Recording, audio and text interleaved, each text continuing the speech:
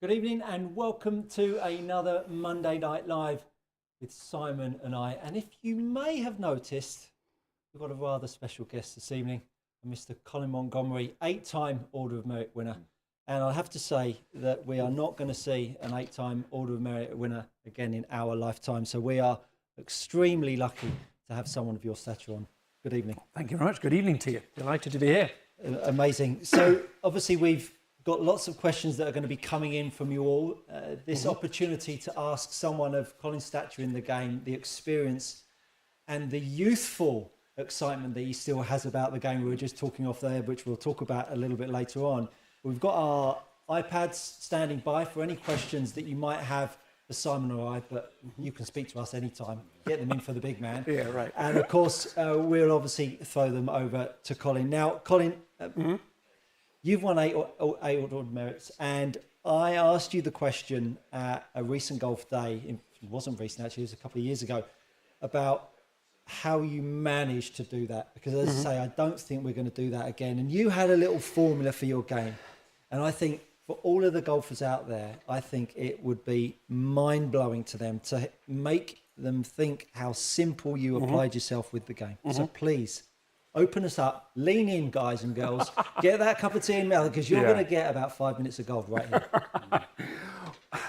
How does one get to the top, but not just get to the top, but stay there, right? 100%. And my view was keep this game as simple as it can be. We all make this game a hell of a difficult, don't we? You know, there's a hell of a lot of difficulty going on here. And look at all the precision golf. You can see by the name itself, we've got to be precise. We've got to be. I took the simplistic view about golf, and it all started, my game always started with this club here, the driver, okay? And I hit the fairways. And for 7 out of the 8 years, when I was number 1 in Europe through the 90s, I led the stats on fairways hit. Now, that was number 1. Once we've done that, we've got a good lie. They cut the fairways for you. There's no rough. I've never seen a decent iron player from the rough, ever, right? Because you're guessing. Is it going to fly? Is it going to jump? What's the lie going to be at the pin? If you're on the fairway, you can control the shot. So that's number 1, was the driver. Number 2, my strength always really was my iron play, because I was on the fairway, right? So therefore, I hit the greens, right? And for 7 out of the 8 years, believe it or not, because I hit the fairways, I led the greens in regulation stat. So I led the driving stat and I led the greens in regulation stat. You can see something happening here, right? Okay, this is... Who knew? Right? Who knew it could be that simple? So now I've got a birdie putt, haven't I? Now 16 out of 18 greens was about my average. 15, 16 greens out of regulation was about my average on a game of golf. So I've got 15 to 16 birdie putts. And I hold 4 of them, which actually wasn't really very good. But 4, right? No bogeys, right? 4 birdie putts, 68 times 4 is 16 under for the tournament, and you are in generally the top 3. And that's how I played the game. So it was started with a driver onto the fairway. My irons were good. I had a good distance control, even with the older products, even with the older ball that wasn't as good as the balls are now. I had a decent idea of how far the ball was going to go. Whether it was 158 or whether it was 168, I could pick a club out. Didn't matter what it was, right? 168, well, I didn't have to hit a hard 7. I hit a easy 6, and I could feel that distance, and I got that distance control. And I always felt if the distance control is right and you are pin high, you have a much easier birdie putt. And I hold 4, 5 putts around out of 15, which is only 1 in 3 really, and did okay, you know. So that was how it was done. So it was the matter of getting the shafts and the irons right for me, for my speed of swing, which was never really very quick. But I tell you, it started with this club here, the driver, and I hit the fairways. And if I could hit the fairways, I'm hitting the greens. And it's the same, really, it's the same as it is today. You find someone that goes out into the rough and they go, well, there's no control. The ball's not stopping on the greens as they would like it. There's no control of spin. You know, we're all here testing off this beautiful lie here, but this isn't a rough lie, you know. These are perfect lies, and The only way you get a perfect lie, in my opinion, is from the fairway. Yeah, and I think amateurs don't necessarily think that the game can be logical, because Yes. we all think illogically as do. golfers, don't we? We do. I mean, there's chaos that goes on in the brain as soon as we pull the driver out. And I think to actually sit at home, have a cup of tea, work out your own golf course and what your weak links might be and your strengths are, and play to your strengths and don't play to your weaknesses, and build around or think about how you can take the golf course on, which is effectively what you've done I played to across my the strengths. world. You know? I played to my strengths. My strength was a fade. I hit down the left-hand side of the fairway, almost the left-hand semi-rough, to be honest, knowing it was going to come back. I had the whole fairway to hit into. If I overdid it, it was still on the right-hand side of the fairway. If it was a good shot, it was the middle of the fairway. And if I hung on to a bit, it was the left-hand side. So I had that whole fairway. I always feel if someone aims down the middle of the fairway, not quite sure if it's going to go left or right, you've got half that fairway to hit. I was aiming down the left, knowing it was going to come back, right? 100%. I've got that whole fairway to hit into, and that was key. And the game changed. You know, we were just Yes. talking off camera there. You know, when Tiger came to the forefront, and we were talking about when you played with him in the third round in '97, and that moment where there is no other winner than Tiger come that Sunday. Sure. And you know, you made the press at the recent Open about echoing the whole world's thoughts. We hate seeing Tiger play this kind of golf, and he's done so much in the game, and I think you got a bit of a tough time for that, because we all feel it, but I think America is a different place. Yes. Just share why you felt that you were at that moment in time, you felt that the time was right to maybe say something, because I think we all feel it. We all felt it. I feel for him. I do. Yeah. He's the best player that's ever to play the game, right? In my opinion. I mean, Jack Nicklaus has won more majors, yes. Tiger Woods is the best player that's ever played the game. Never mind his major wins, but all the other victories and all the other stats that you throw in there is quite phenomenal, right? And I don't want to see Tiger Woods struggling, right? The last two majors, Pinehurst and Royal Troon, it was a struggle. It was a shame to see. He didn't seem to be enjoying himself. It was hard work, physically, mentally, technically, whatever it was. It's not the Tiger Woods that I want to see contend, not just compete, because we're all competitors. There's a lot of competitors, but there's very few contenders. He was always a contender, meaning top 10, top 5, top 1. And it's a shame to see Tiger struggling. I want to see Tiger, or remember Tiger, as the contender, the guy to beat, the score we're always looking for. You know, I remember in 2005 when I happened to finish second to him at the Open. I think I went off the first round late, about 2 o'clock. I think I started. He'd already finished his round, and before I'd started, it was Woods 67, 5 under, and I thought, you know, I thought, oh, bugger that, crumbs, okay, well, he's there again, you know. And that was what it was, wasn't it? It was a score to beat. It was, you weren't just beating the field as it was. It was his score. And it was what he was doing. He was the best there's ever been. And you talked about the game that I had with him in '97 at the Masters. I mean, I remember it was, 27 years ago now, 1997. And yet I remember every shot. Not that I hit, but he hit. You know, I mean, here's me at the second hole, for instance. You know, the par 5, we all know it at the top, and then it goes down the hill and very much down. I hit my driver just short the bunker on the right, 4 wood, which shows how old it was. 4 wood that aren't really made anymore, are they? 4 woods. And right to the right-hand bunker, so I could chip up the green. And he hits his drive down there, and it disappeared down the hill. I don't know where the hell he was. I never saw him. And he hit an 8-iron over the back. Now, I'd gone in with a driver, and I wasn't short in those days. I was, say, top 20% on the European Tour, right? So I wasn't short. It was a sort of release fade I hit. I sort of went at it, knowing it was, and of course, knowing it was going to go left to right, I could hit it harder because I knew where it was going to go. And I wasn't short, but he was extremely long. and driver 8-iron over the back of the green at the second, I'm going, okay, this is, I haven't seen this guy. This is golf that we haven't really seen before. And the last hole, for instance, the last hole up the hill there, okay, the tees were different in those days, but of course, 27 years ago, so was the ball, so was the clubs. You know, we've probably gained 40 yards in club and ball technology since then. I mean, he goes into the last hole.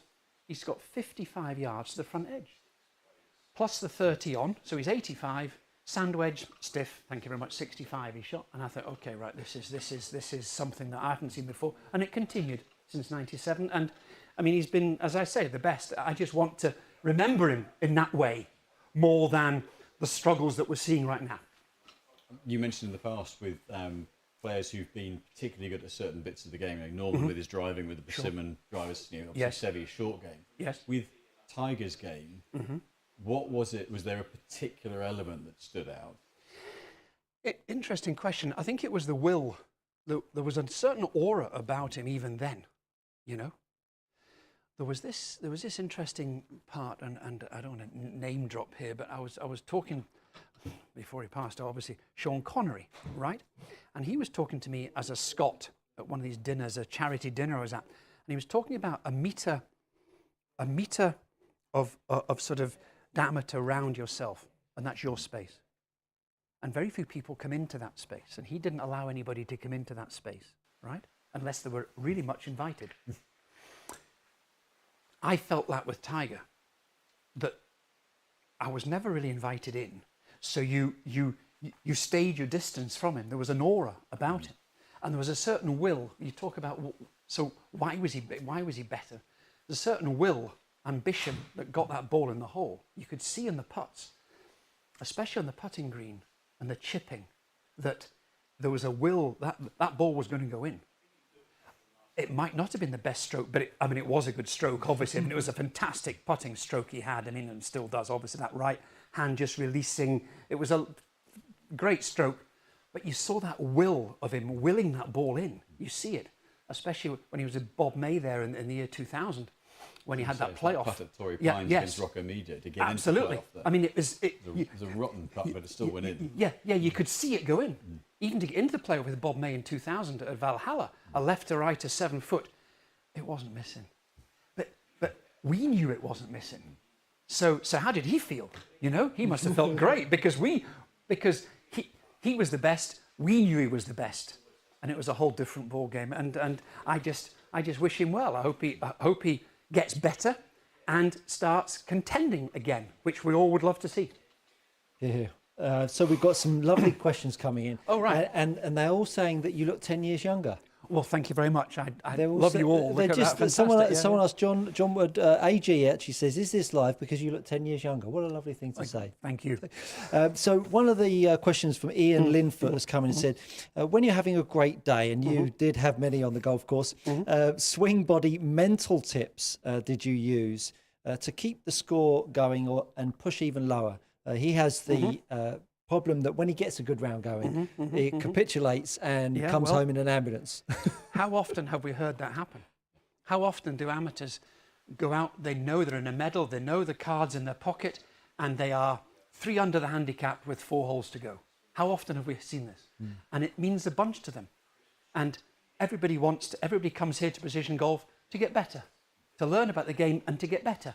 You want to walk into your club and stand 7 foot tall and say, single figures. Your single figure handicap's a big deal if you were ever 15 or 16, and we all want to get to that single figures to 5, or hey presto 2 to that golden scratch. You know, maybe imagine, scratch. You're a golfer. And this is why people do it. And so, how did I continue on a decent round? I tell you what I didn't do is I didn't get tight. I think the question is very appropriate to amateurs who get tight, i.e. they start feeling it and they start gripping the club a lot tighter than they ever did. And if you saw them here or on the first 9, the swing was loose, languid, they got to the top, they finished everything. And now it's a rush, it's an anxious look to where it's gone before they've probably hit it. They're looking up and you can see it's going right already. So I would give a tip to any amateur coming in that lighten those hands, or think about, and it takes the stress and the strain out the forearms, allows you to swing through the ball as opposed to hitting at it. You hit through the ball, and it's amazing what can happen. So that's what I used to do. I used to lighten the hands and not put any more pressure on that club and allow me to allow myself to do the work that the club wants to do. I talk about it all the time on my channel. We've lost this ability to think that the club's swinging, and I Yes. think you Yes. are without question one of the last swingers of the golf club in the game, because we look at the game now, and they're pounders of the ball. Oh, pounders. Who do you stand on the range and go, oh, doesn't he look like he sort of smooths it out there? There isn't anybody. No, there's no. And so if you're going to do one thing, get Colin's golf swing on repeat. When you're having a bit of a dodgy back nine, stick it on repeat and think about Colin's tempo, because honestly, that set, that unload, the swing, I mean, it looks like the golf club, in your hands, it looks like it weighs 100 kilos. Well, there's no hit at the ball. I hit through the ball. That's why I have a particularly high follow through, because I'm here and I'm hitting the ball from here, and I'm hitting. I haven't stopped yet. Yeah. I haven't stopped hitting it yet. Yeah. And I'm still hitting it now. The ball has got in the way. Yeah. The ball just happens to be in the way of my swing that's coming through. So there's no hit at the ball. You know, you almost want to close your eyes. Yeah. Close your eyes, actually, and then you don't know where the ball is. And then what happens is you can't hit at the ball because it's not there. You can't see it. So, and then, oh, hang on. Well, that was okay. I'm swinging through, you know? Yeah. We've had a lot of questions on requests for a little what's in the bag. Colin. What's in the bag? Now. Well, I'll have my help from my technician here, Simon, who has. Well, I think Simon's been very fruitful in putting this bag together over the years, and this is the current bag that we have. So I'll open. This is a corporate bag, Troon. This is a property development company that own and run an awful lot of courses worldwide. So this is my bag, Troon. We have the Scottish flag on because I'm in America. I thought a bit of Scotland. Come on, Homer Golf. Come on, you've got to do that.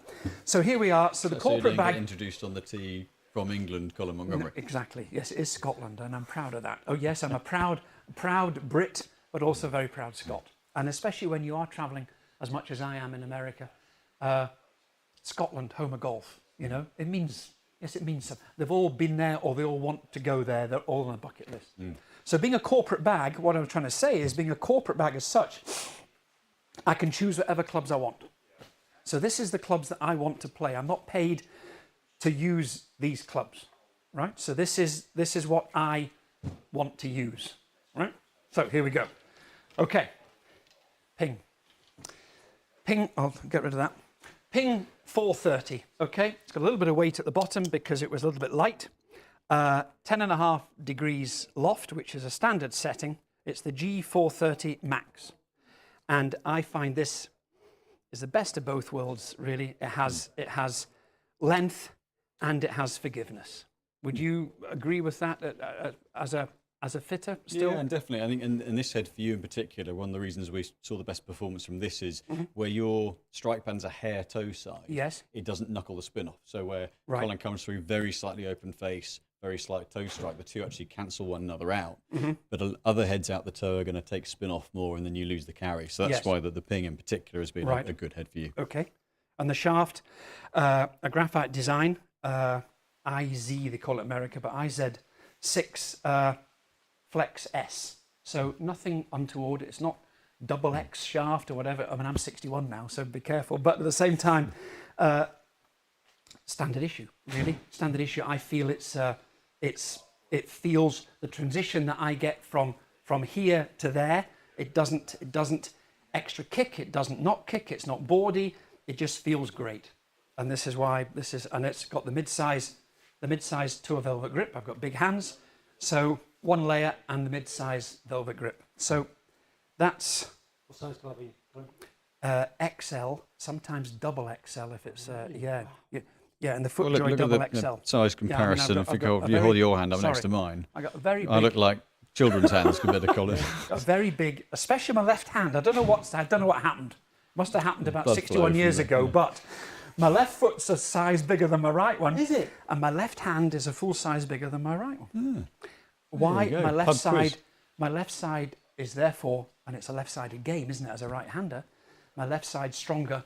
If I was to open, if someone to give me a jam jar or something and to open it, I'd never go, and I'm right-handed. I'd always go left. It's stronger. Wow. Yeah. So that's the driver. Something not even we know. There you go. 3 wood, 3 metal, 3. It's always a 3 wood, isn't it? I don't know, 3 metal. I mean, Christ. I mean, these aren't irons, these are steels. So why are we calling them irons? I don't know. So, Those are steels. yeah, those are steels. So, ping again, okay? I mean, the ping woods are great. This is the LST, the low spin technology. The 3 wood, 15 degrees. This is a hot club. This is a hot club. This has the old technology, hasn't it, that the drivers aren't allowed to have anymore. This has got a little bit of spring in it. Yeah, once you get to a certain loft, they're not Yes. regulated in the same way. That's right. And the smaller head size means they can't go as fast on the face. Or rather, the bigger head on the driver, the bigger face means if they went that fast, it would become illegal. So they can actually do more on the fairway woods now for speed than drivers. And this, would you say this would be a hot 3 wood? Yeah, I 'Cause I mean, need the LST was really designed by Ping. One of the major reasons to get some of the stronger, tailor-made, fast-faced, low-spin, long heads out of their tour players' hands. So that LST for you gave the shallower profile, bit of launch, but kept the spin down. And that's where that was particularly good from a flight point of view. We got some launch and spin that we couldn't get with other heads. Yeah. And again, the same shaft, IZ7 now, the 70 gram Flex S. So standard issue, really. Same grip. Okay. Hybrid. We all have a little hybrid, or a nowadays 5 wood or 5 wood, a hybrid. This is the older one, the 425 I use actually, the Ping, with the Ping shaft, the Tour S. I think that says 85 grams, does it? I think it says 85 grams. You see it's worn out because the times I put, good club. Gets me out of a lot of, if I do miss the fairway, semi-rough shots, a little bunt in there. I can keep this down, I can hit it high. Great wee club this. And that head, 430's lower spin, and that's why that head still performs slightly better for you. Right. So I don't 430 want this to launches a come bit in higher, but then comes in hot. I don't want this to come in too hot. I want to hit the green with this. So this gives me more spin.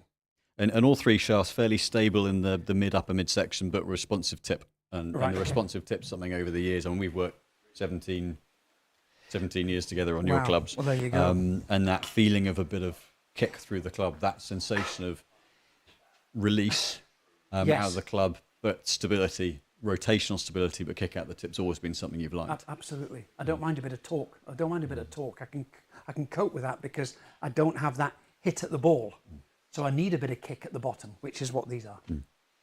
The irons are all 4-iron through pitching wedge are ZX5, the Strixon ZX5s, okay? They're not the ZX7s, and these are the original ZX5s with a slightly more offset. They have a Mark II edition right now, but I prefer the Mark I edition, which this is. The shaft, Project X LZ 5.5s. Again, not very stiff, 5.5s. I find the Project S was quite, Project X for me was quite boardy. I find these a smoother transition from the top through. And yeah, I mean, hey, standard issue yet again, really the same grips, the Tour Velvet mid-size. These clubs, great. I don't have to try and get the ball in the air. There's a lot of weight down here, and I don't have to try and get the ball in the air. It does it for me. So they're slightly more forgiving than the 7s, which again, hey, who wants a non-forgiving club, right? I don't. So perfect for me. And you mentioned the offset. You always liked offset. What is it about the offset that you particularly like? It just gives me a slightly later hit, right? Which allows me, because I'm normally an offset would give you a little more draw effect in the club. Because I'm a fader, sometimes when you are a fader, my bad shot is too much fade, right? So a little bit of offset caters for that and straightens it up. Yes? And that's what I I've always had a little bit of offset in my clubs. Now these ZX5 Mark 1s had slightly more offset than the Mark II ones that are out right now, the ZX5. So these, I love these clubs. These are great. Good irons. The wedges, all 3 wedges, 48, 52 and 60. In fact, they are 48, 53 and 60. They're all the Vokey SM9s I use. Again, a lovely wedge, a lovely feel with the shaft. is the Vokey wedge, which I believe is a S200, a Damn Gold yep. S200, which is a good shaft for a wedge. It's not, again, not too stiff, good feel, and very important. They're the scoring clubs, really. And if I do mess up or go off course, these are the ones that get me back on. They're standard. This is the 08. So this is the I think it says M, yeah, which is 8 degrees of bounce, which is limited. And I like that to get under get under the ball as opposed to bouncing in and getting it slightly thinner. So the 08 bounce is good for me, and I like that. It was always Vokey's favourite, he says, is the M model. There's about 5 different grinds, and this was his favourite, the M grind. So I've got that. I don't want to preempt a question, but I'm going to... Go on. When you were playing in different conditions, so you come over for the Open or you go to Oakmont for the US Open, or how much did you change your set? Because I think a lot of the viewers might think, oh well, you're going to tinker around the whole time. But what would you change depending on the course you were playing, if anything? Only the weight of the putter. Right? When I was playing the Oakmonts, the greens were 14 on the Stimpmeter or Augusta, whatever the case may be, ultra fast. Of course, the putter became lighter, so I had 2 or 3 putters of different weights. Right? In those days. Nowadays you can change the weights very easily in the putter. In those days you had to have a different model, you have a different club. So I travelled with 3 putters in those days, a medium, a heavy and a light. Heavy would be like a St Andrews because they're about 9 or 10 on the Stimpmeter, but then you go to Oakmont, 14 on the Stimpmeter. That's too heavy, I don't have the feel. So I had to hit it the same pace without the fear of it going too fast. So that was the only reason. That was the only difference I had between the clubs. I kept the same bag. Yeah. And my putter. Sorry, if you're going to go the putter, here we are. The putter.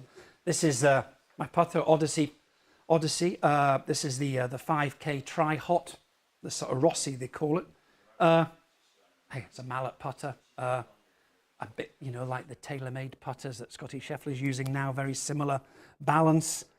Similar weight, you can see that it's damn near face balanced with the Pistol Tour grip, which I like. It fits in my left hand well. Hey, that's the one club that can change. It's the one club in the whole bag that can change and generally does, But right now, it's in the bag and it's doing quite a good job actually. I'm holding the odd putt, so that's okay. You've held a lot of putts, hold a lot of clutch putts, Ryder Cup. What was the one feeling that you always went back to, or you seem to always go back to, cling on to get you back in a good place with your putting? Light hands. As soon as an amateur starts getting a little bit nervous, and we all do. I mean, I was an amateur myself, so we know what happens here, right? As soon as you get nervous, you grip on a wee bit too tight, right? And you don't feel the putter head. If you grip on so tight, suddenly there's no feeling in the putter head. I want to feel the weight of that putter head. The only way I'm going to do that is with light hands on the grip. And then I can feel the stroke, a bit like my golf swing. A lot of people's putting is similar to their golf swings. So mine is similar. So if I'm gripping on hard and you see someone like this and they've got no chance of one direction, but certainly pace. And pace to me is 80% of the putt. If it's got good pace, it's got half a chance. If it hasn't got a pace, forget it. So the only way to do that is to take away that pressure by having light hands on the putter. And that's what I used to do under real pressure, was actually grip even lighter than I did before. And allow that putter to flow. And it's amazing how with light hands, you can follow through. You can stroke it. You don't have to hit it. You can stroke it through. So light hands is key. I mean, there's so many questions. I think so many people love to ask you. We've got one on here from Dean Barrett. I mean, he talks about if you've got 1 hour to practice. Yes. For the week. 1 hour for the week. For the week. Okay. Or 1 hour down the range. What would it be that either you would practice, and the second one, what would you recommend amateur golfers to practice? What would you practice if you only had an hour? Not that you would only have an hour. Well, I'd go on the range and have extra light hands. 3 out of 10. Yeah. 3 out of 10 on the grip. And I would practice the rhythm and get the rhythm. Okay, that's all we need to do. Rhythm, and then we go on to the chipping area, because unfortunately what we tend to do is spend all our time with a driver or a 7-iron, and we forget that actually you watch the pros nowadays and the chipping and the putting around the greens has become phenomenal. The miss a green, it doesn't matter, it's a par, or even it's a birdie, you know, right? So concentrate, please give yourself a little more time on the chipping and also the putting. The putting, if an amateur player off 15 or something goes around in 36 putts, that's fantastic, 2 a hole, right? And that's half the shots. Imagine going around in 30 putts. Now suddenly, all you've done is nothing much, because 30 for us isn't really very good. We've got to be 28, 29-ish, right? So 30, 31, that's 5 shots less. There's your 15, you're suddenly on the way to being single figures. Yeah, and you've done nothing but practice your putting. Yeah. Oh, it annoys me to think that it's possible. It's there, and yet it's not happening. They can do it in the front room as well. Of course. Do it anywhere. Do it in the office. That was Steve Wary's question, actually. So let's have a little look behind the scenes of the golf bag. Right. The bit that everybody wants to really see. I mean, we all want to see the bag, but we want to see what's inside the bag. What's inside the bag? Okay, here we go. And what's the strangest thing that you've ever carried in your golf bag? Crumbs. Somebody gave me once at the Open. It didn't These work. are the things that we really want to see, people. She goes, here you are, Monty. She says, some lucky white heather. And I'm going, okay. Yeah, heather. So put it, lucky white heather. Well, no, it didn't work. Sorry. No, I forget who it was. It was an older lady. She thought this was great for me, and she was doing the right thing. And it was all in the right frame of mind, but didn't work. Didn't work. So I've been the lucky white heather. Yeah. Right, so here we are here. Right. Okay. Front panel. Bit of lead tape. Okay, you saw some lead tape on the bottom of the, just in case that comes off or something. I've got some spares just in case after the round or before the round, I can put it on the range. Okay, so that goes in there. That's impressive. You've got some spare lead tape in it. You're pleased with that? I've got a little bit must on it. Yeah, I'm very impressed with that. Front panel. Okay, waterproofs. Right, waterproofs. Oh, and I won't put it on. But in case of torrential rain, it's amazing how good these little bucket hats are. I've just seen a question. Is there any chance that Colin could put the hat on? No. So there's the waterproofs, right? And I haven't got my caddy's waterproofs in, so they usually go in as well, okay? One of these Seaforth covers. Now, all these bags come with this cover that matches the bag, but it's very heavy and bulky. So we use this nowadays to protect the bag when it starts raining, okay? It says Callaway on it because, I don't know, that was obviously free at the time, right? So that was that, Callaway. Very important, sun cream, 70 plus. 70 plus. I'm quite fair-skinned, so of course, after I'm 61, I've been 40 years in the sun, so always sun cream, okay? That must come out like syrup. Yeah, it does. Fairly right. thick. Okay, so that's the band. Here we are. Right, here's my flat. Here we go in the front pocket. 2 phones, okay? You think, hang on. Red phone, blue phone. Red phone is the American phone, only works in America. Blue phone is my phone. We use the red phone because the Americans don't do international calling, and this gets my tee times and gets my stuff in America, so they can text me an American phone. That's all I use it for.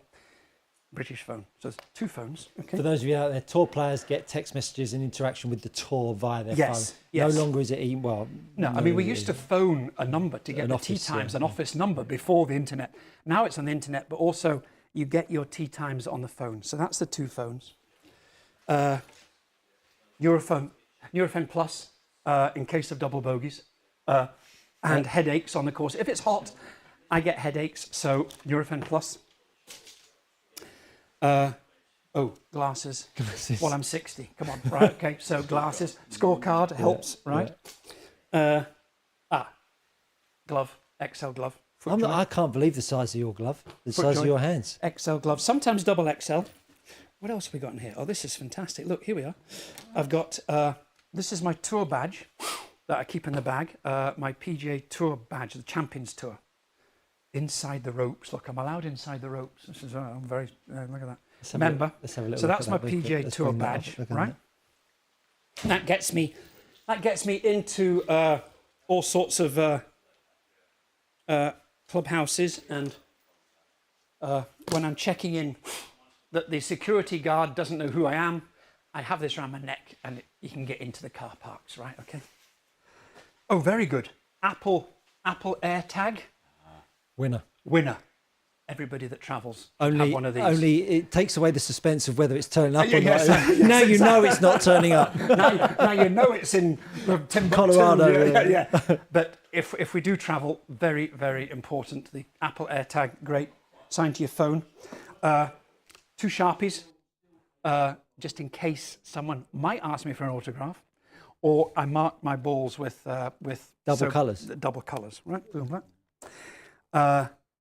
Oh, yeah. Coin, 10p's. All I ever have marked the ball with on the greens is a 10p coin. Queen head up. Never put the queen head down. Always the queen head up. And it always goes in my back pocket. This pocket here is always the one that has the... It doesn't get mixed up with the T's in the front right pocket. I know exactly where it is. It's there. What do you hold in your left pocket? Nothing. Nothing in the left pocket. Okay. So it's the T's in the right pocket. Right.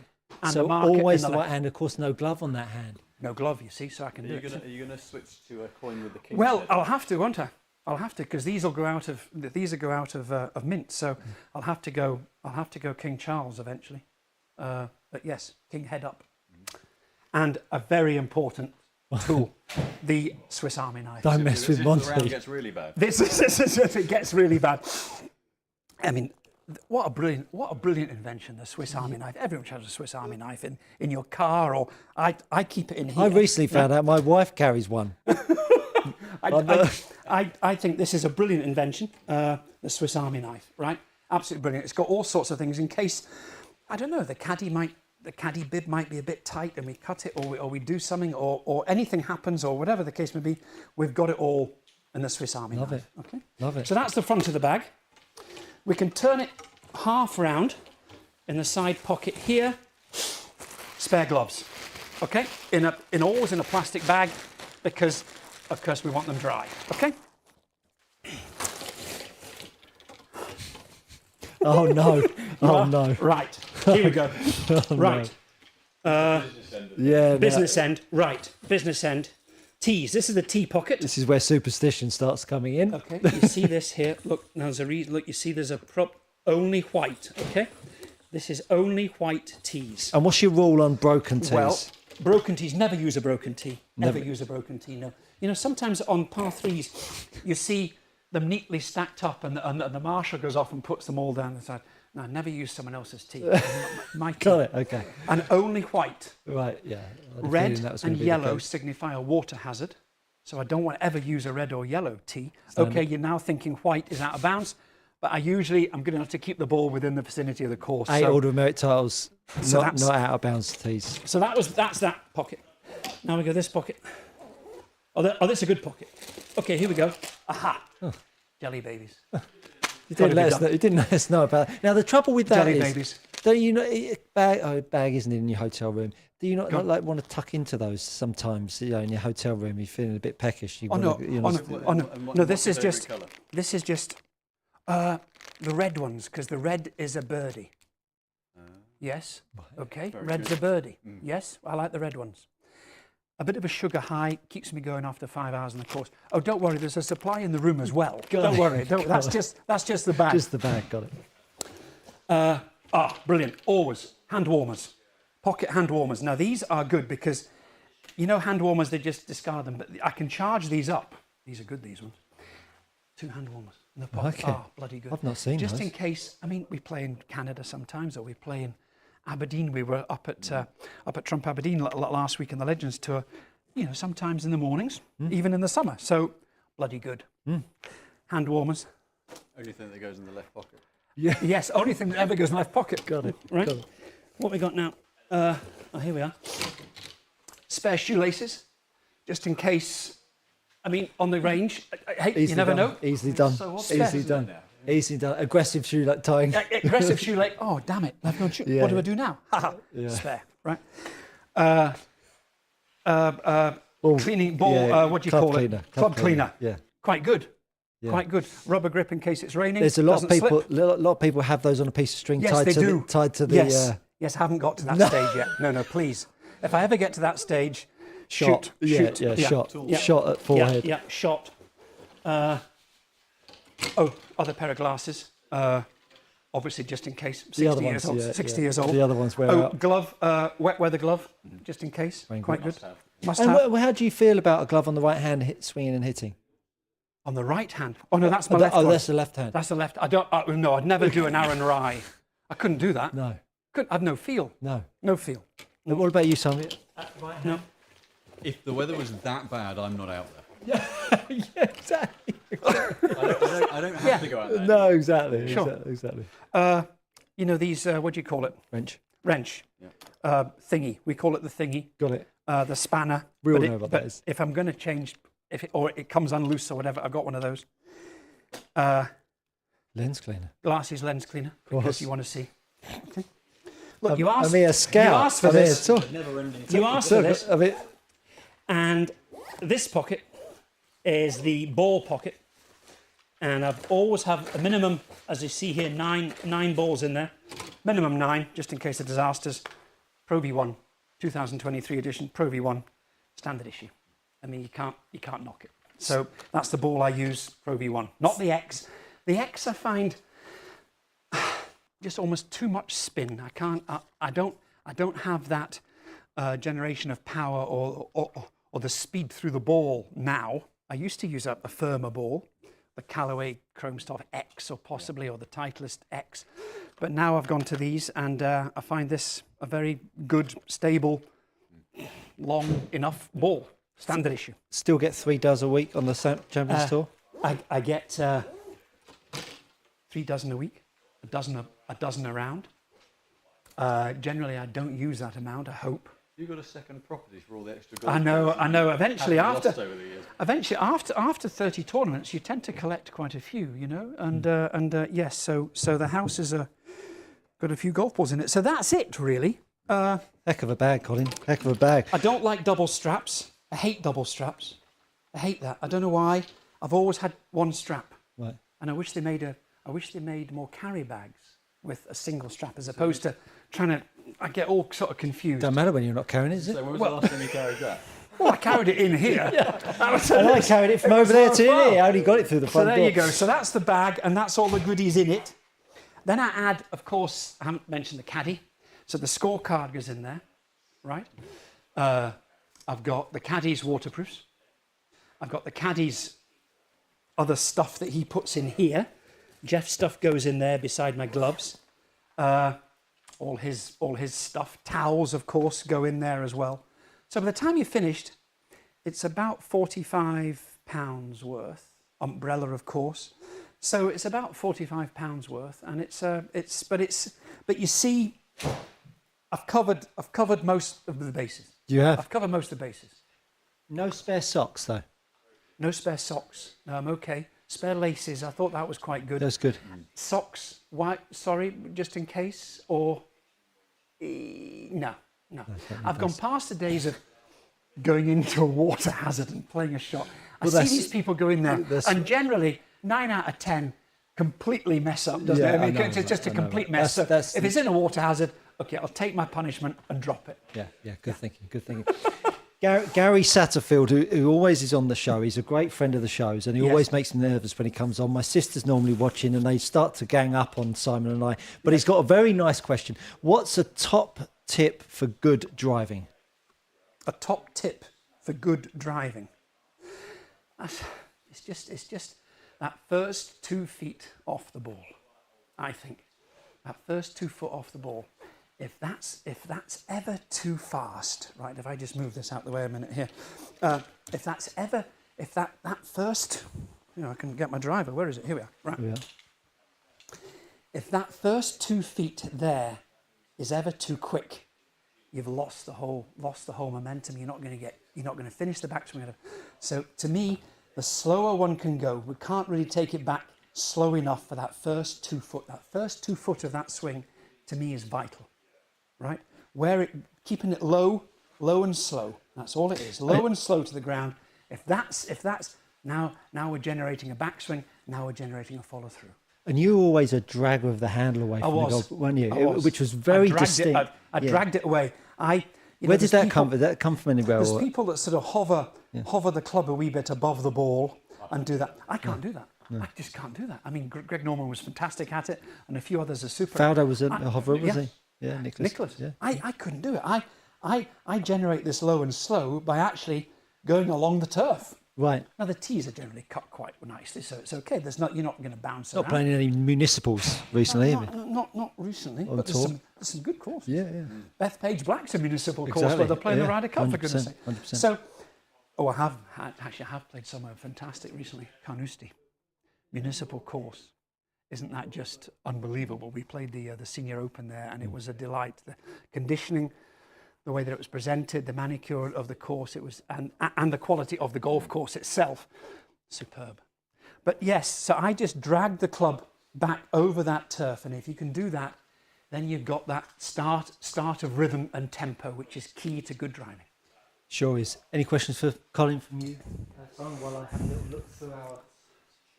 So I'm going to throw one out there and say, you are one of the most successful Ryder Cup players and captains ever. Favourite Ryder Cup memory? Good. My goodness me. That you're allowed to tell us.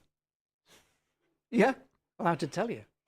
I suppose my memory goes back to, it's funny, memories of the Ryder Cup. I could write books. I could write books on every one of them. Is there a book? Is there a book to come from Colin Montgomerie? Well, there should be on the Ryder Cup. I think there has to be. Sometimes I've just thought about it. So you guys are obviously going to be ghostwriting it for me. Front page. Yeah. My first Ryder Cup, 1991, Kiowa Island, right? Oh my goodness! And we all remember, Langer. if we are old enough to remember, that Langer's famous putt that missed. And you talk about Ryder Cup memories, right? And I was a rookie.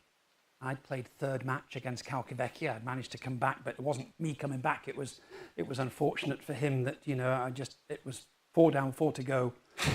And I finished poorly. He finished worse than I did. So, but hey, what the hell? Got Hell of a comeback, though. Got a half. Well, it was a so-called comeback, but it was... Yeah, you 4 down, 4 to play. You got 4 down, 4 to go. You got a half. You must have done something right. Absolutely. But it was afterwards. What I was talking about was afterwards. So Langer misses his putt, right, as we know. And it wasn't really a missed putt. He even said he hit it on line, which was incredible, even to hit it on line, never mind in it. He says it hit something, but we weren't allowed in those days to tap down any spike marks. So he said it hit something and just deflected it a bit and he missed. But it was the Ryder Cup memories. It was in the locker room afterwards, in our team room afterwards. And it was my rookie year. And I was alongside Faldo, Woosnam, Seve, Langer, Olazabal, Lyle. I mean, it was just... What a team. What a team. Who's and I was like, what the hell am I doing? What am I doing involved here, right? And it meant so much to them that I remember Seve, Langer came into the team room and it was all handshakes and stuff outside publicly, right? And it was all sweet and nice outside. When we got in the team room, it changed dramatically. And Langer was in the corner, right? His head in his hands. Never forget it. Talk about a Ryder Cup memory. And he was crying his eyes out. And Seve went up to him and they both hugged each other and they were both started to cry. Because remember, in 85, we started winning this Ryder Cup. 87, we won it away from home. 89, we tied, so therefore we kept it. So we've had it three times already. So this was 91. This was a loss. First loss we've had since 85. And I was watching them. I just sat at the back, and I sort of watched them, and I thought, embrace each other and this emotion and this passion for this Ryder Cup. And I thought, my God, I want more of this. I want to be part of this, and that kept me going. It was the drive that kept me going, to be honest. And I've never seen a more passionate man than Seve. I don't think I'll ever meet a more passionate man than Seve, on and off the course.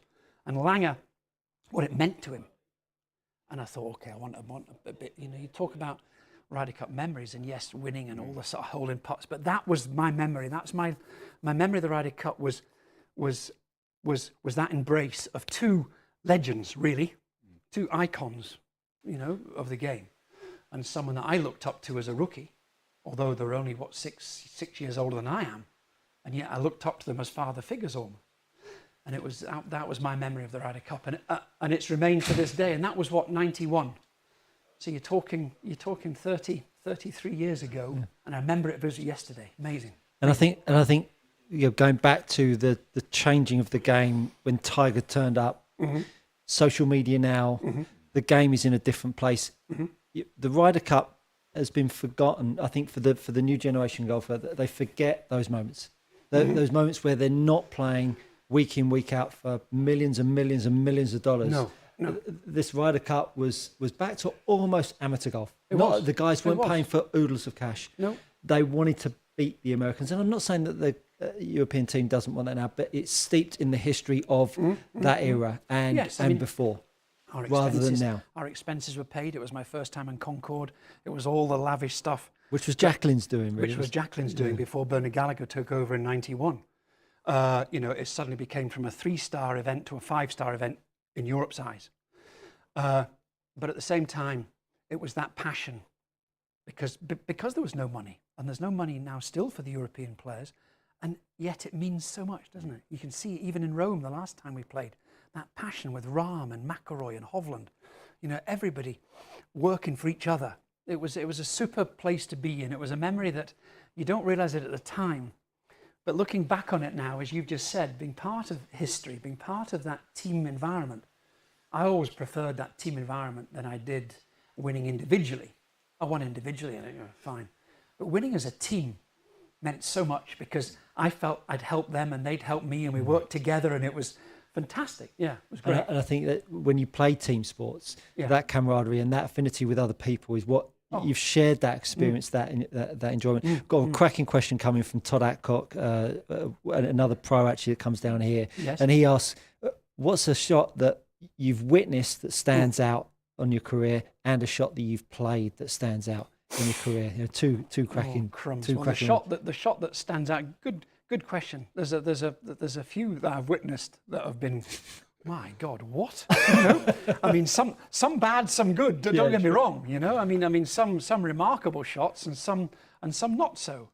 I think a couple of putts that Tiger holed against me, just putts at St Andrews there, where I was watching him on 17, for instance. He had a 12-foot putt for par. And I said, right, if he doesn't, which was a mistake. What were you thinking? That was a mistake. And if he doesn't hold this, I'm within 3 going into Sunday. I got, optimism's wonderful. Optimism's wonderful, and realism's another. And trying to be realistic. And it was that will going back to him. It was that will of that putt going in. There was no way that putt was missing. And he took a 4-shot lead into Sunday, and the rest is history. But at the same time, it was like, my God, that was so impressive, because everybody in the stands knew it was going in. Never mind, and the only person that was hoping it was going to miss was me. And that was how stupid of me, to even think that. The best shot I've ever hit was in Dubai, 1996. 28 years ago now, where I was 1 ahead of Jimenez, and I was 18 under, he was 17 under, playing the last hole, 72nd hole, and he'd outdriven me. This is the 18th of the Majlis, dogleg left par 5. Dubai, which a few of you might have played. A few of us have all played that course. It's sort of one of these iconic courses nowadays, and he'd outdriven me, and he made a huge error. And we were younger then, obviously, and he wouldn't do it now, but he outdrove me. I'm 1 ahead. And it's a very difficult, because it was into the wind and there was wind and there was obviously a great big lake in front of the green. And he made a mistake and he drew out his 3-wood before I had hit my shot, because I was behind him. And I said to Alistair, my caddy at the time, I said, look, he's going for it. And I had a 6-iron in my hand. I was going to lay up. Oh, wow. Did you know that, Simon? No. I was going to lay up. I had a 6-iron in my hand. I was going to lay up. And he drew out his 3-wood. He was about 12 yards ahead of me. And I go, okay, there's only one club that can work here. My 3-wood's not making it. There's only one club that can work here, it's my driver. If I hit my driver properly, I'll finish this. And we go, go on, here we go, okay. And he was good. Alistair was good. He taught me into hitting it, because if he'd said, you know, yeah. there's a self-doubt there, which Yeah. of course is a no-no for a caddy. The caddy's got to be as committed as you are to this shot coming up, and I've got to commit to it, and he's got to commit to me thinking that it's the best club at the time. So hey, the driver comes out. Now the drivers were different in those days. This was an old Big Bertha driver back in 1996, and it was more like a 2-wood. It was more like a brassy. It had yes, it was Burner Mini. So it was able and had that lovely Warbird sole that it was almost like a 3-wood really, but it was a strong 3-wood, 10-degree 3-wood really. And anyway, as long as I finished the backswing and had light hands, as we talked about earlier on, which I did, and I struck it off the middle, I was fine. And that's what it was. And it was the best shot I've ever hit. It went to about 12 foot. And as you say, one ahead, hitting a shot to 12 foot at par 5. Thank you very much. That was it. He made his 4. He did make his 4 from the back bunker. All credit to him for making his 4. And then I had a 2-putt from 12 foot. I can do that. So that was okay. But it was a risk. I don't generally take risks, but risk reward, and I got the reward. What was your question? As you said, probably a winner's mentality though. Right, I'm going to finish this. Yes. What you said, I'm going to finish it. Finish it. If I hit the green, 2-putt, done. Done. If he makes eagle, okay, play off. But Hitting the 6-iron wasn't finishing anything. I still had to hit the 3rd shot over the lake, you know? So I could do it in 1 shot or I could do it in 2. Well, I'd prefer 1. It was easier. But yes, I could finish it. And that was the mentality that I had to have and managed it. But it could have gone wrong. It didn't. Fortunate in some ways. Great question from Kev T. Dead or alive, Yes. what would be your 4-ball? Who would be the 3 other people you'd love in your 4-ball? Oh, crumbs. My goodness me. That's, I mean, you know, you would have to say, you know, and with all respect to all the great American players, I would have to go the likes of a Faldo, a Lyle and a Langer. And I'd love to have a 4-ball with them still to this day. I'd love Really? to, yeah, I'd love to. That's lovely. Yeah, and then That's lovely. to actually talk to them around Reminisce. and reminisce about what we did and how we got to where we are and all the major successes or whatever it was, or the tournament successes, the Ryder Cups that we played in together. Yeah, Faldo, Lyle and Langer. Oh, I nearly went bleary-eyed then for a moment. Yeah. But Callaway was obviously a huge company for you. was, I mean, you yes. were their poster boy for many, many years. Yes. How did that start and how did that end? What was the point where you thought, was it that mutual decision, or because I mean you were such a big company and such a big, you're prolific in Europe and in the US. You know, they were very lucky to have you, and it was, you know, we all remember Callaway for you. Yeah, I think so. The first 2 Ordinary Merit were won with Wilson clubs. Right. Okay. 93, 94 were won with Wilson, and Callaway came calling at the start of 95. And it was the first time that Callaway had really brought out an iron set. It was their original Big Bertha. Dick Helmstetter was the designer of these clubs. That's the RCH, Richard C. Helmstetter. You see in the old Callaway clubs, RCH, whatever, that's his initials. Okay, he was the designer of the shafts. And he also designed the heads of these particular clubs. And to be honest with you, they were ugly. I mean, they were really ugly clubs. But yes, they had a fantastic offset, which again, These are the big, clunky, thick top huge, edge. I mean, the top edge was about 1 inch thick. If you ever come to Precision Golf, they're up on the wall outside. yeah, that's right. There's a set of them, and I happened to love them, and I hit them on the range, and they were the most forgiving clubs I'd ever hit. Right, not then against the Wilson clubs that had the Ultra 45s, which are good clubs. These were more forgiving. And I thought this was, I'm not perfect. My game needs improving. So I was using game improvement clubs. And hey, I'm proud to say I did, to be honest. And it was a bit of a risk. In the first tournament, people said, oh, Monty's, I hate to say, Monty's gone for the money with Callaway, you know, or watch this demise, he'll go down, you know. Well, the first tournament was Dubai, 95. And there was a bit of pressure on because I was feeling this a bit, okay, the payment was good, don't get me wrong, but it was also a big change from winning the Order of Merit twice with why, it wasn't bust, why fix it? I wanted to get better. I wanted to improve. Ely Callaway, I liked as an individual, as the chairman and the owner of the company. I loved Dick Helmstetter. He was a lovely, lovely man.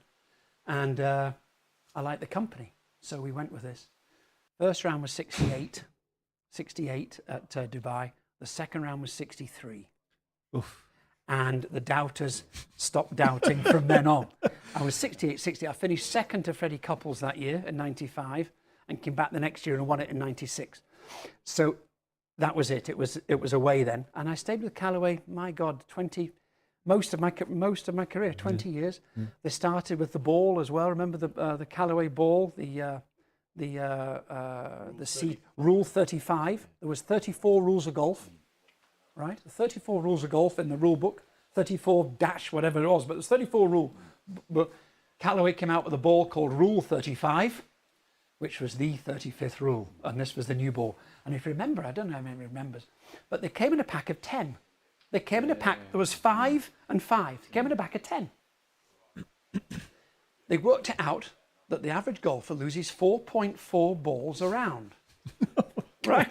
I mean, this is crazy. 4.4 balls around the average golfer loses, so therefore they need 5 in a round of golf. And so you had a sleeve for a sleeve. That's your front 9. That's your back 9. and this was your round of golf, 5 balls, and this is why they meant 5. Amazing. And it was quite a good theory, quite a good marketing. It was the first time because a sleeve of balls was always 3. Yeah. But Callaway were a progressive company at those days, and everything was brand new and everything was bigger and better. And there's 5 balls.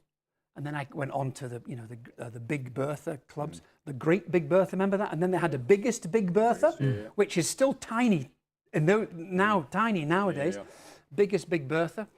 And I went through all that era of the ERC, which was Ely Callaway's initials, ERC1, ERC2, and all the stuff that went through, and all the Apex now when they bought the Hogan company, they bought the name of Apex. All the Hogan Apex, so they became Callaway Apex, which were great clubs. So yes, I mean, I've spent a long, happy career, really, with Callaway equipment, ball, gloves, everything in the bag was Callaway, 14 clubs with Callaway, and it was a good time. Yeah. And it'd be amiss to wrap up the show with maybe just saying a few words about the knowledge that this man holds. I mean, you've worked with him for 17 years. I mean, Simon, on every week on the show, people will throw questions at him, and he's yet to be stumped. I bet you've never been stumped, have you? Yet to be stumped. There was, I seem to remember there was one question that I had to check out, I think. Well, there you go. He's After human. how many years? Human, yeah. Okay, all I can say is 17 years of working with this man here. There's no better. There's a lot of fitting people now, you have the club champion situation in America that try and copy this. This is the best. This is the best in Britain by a mile, and we have the best fitter technician in Britain on my left-hand side here, right? By a mile. There's nothing that this guy doesn't know about loading of a shaft, how it fits the particular person. And it's that independence, that independent fitting that's key, right? You don't come in here and Sam will say, yes, we want a Ping here for you, or we want a Titleist or a Callaway or a PhD, whatever it might be. It's all independent. So it's to fit the particular use of the individual. And that's the best coaches as well. They don't coach a method, they coach the person who has the flexibility to do whatever you're going to do. Simon, I have to say, I mean, there's no one else I would ever anticipate going to for my clubs, and you shouldn't either. Okay, this guy's the best. That's really nice of Colin for you to say. And listen, we could sit here and talk all night. We are so grateful for you to come down and share your experiences. And I think you can all feel it through the lens of the camera, the appetite, the excitement that this game brings you, and it really is palpable for us here. So we're super grateful for you coming down, Colin. Thank you so much. It'll now take me half an hour to put my golf bag back again. My sister did say that us girls get tough time for handbags. That's something to get close to it. Well, listen, thank you so much. Thank you so much to Colin. Thank you so much to Simon, and not forgetting James behind the camera, and most of all, you guys and girls out there watching us. If you've enjoyed this evening, do give us a like and a share, and maybe tell someone else that we do this on a Monday night at 6 p.m. Thank you so much for joining us, and we'll see you next week. Thank you.